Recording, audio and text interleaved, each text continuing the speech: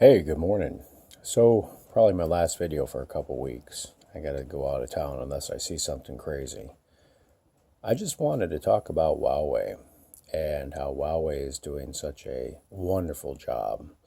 I know there's a lot of fears out there in the world about how Huawei is going to be the 5G leader and that they could quite possibly be working with China and that people are going to be unable to hack them and listen to them or illegally create espionage links through them in order to monitor people around the world illegally. So you have to remember though, Huawei is a unique company. It not only provides handsets and the ability to have 5G, they're into other factors around the world as well. Telecommunications is just one small part of them. They also do photovoltaics. Yeah. So, and if you're familiar with what photovoltaics are, those are solar farms, solar abilities, and a lot of people are going to that now. It's just an easier way to have energy for your home.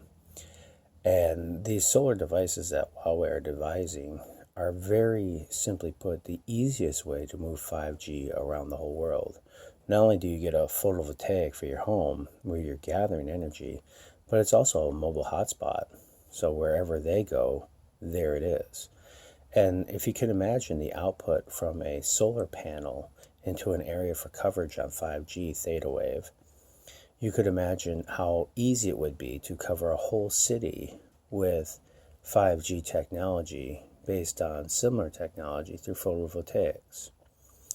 Now, the United States of America likes to say that they would like to curtail or cause Huawei to become lesser than that. And there's an issue with that, and we all need to take a step back here and look at what the United States has created with the monstrosity known as Google, Apple, and Facebook.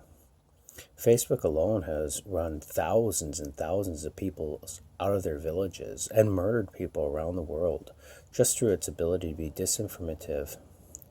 They also monitor your facial expressions and the electrical input and output through your face to tell where you're looking and what you like. They know everything about you. A lot of their own hacks were done on the inside just to transfer their information to make it look good. Google is the largest server unit in the world with the largest database of information anywhere, and they can pretty much curtail what they'd like to give you and how they'd like to give it to you.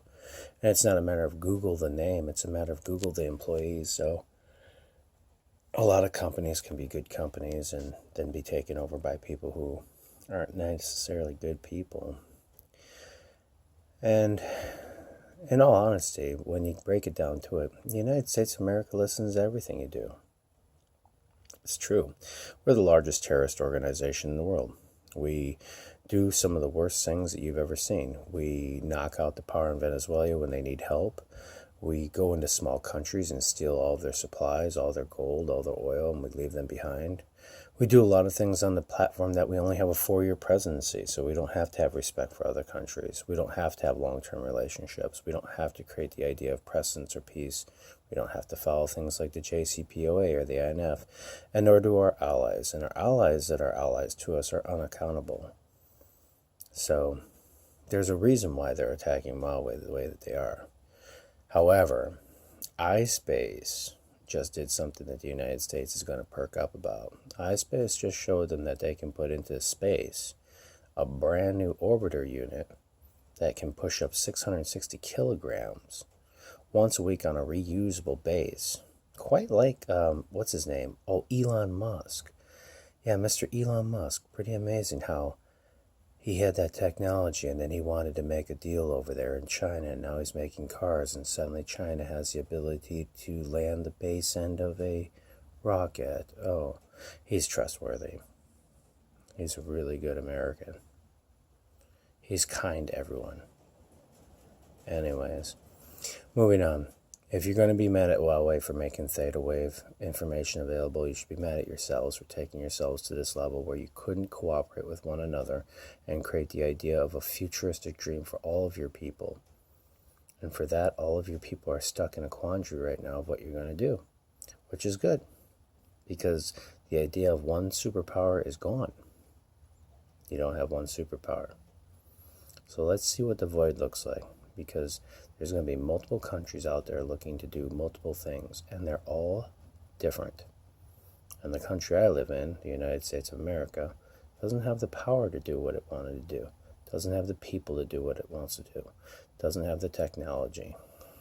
You can threaten people, you can bully people, but when you threaten somebody, are you making them comply to you, or are you just pushing them into a corner and extorting them?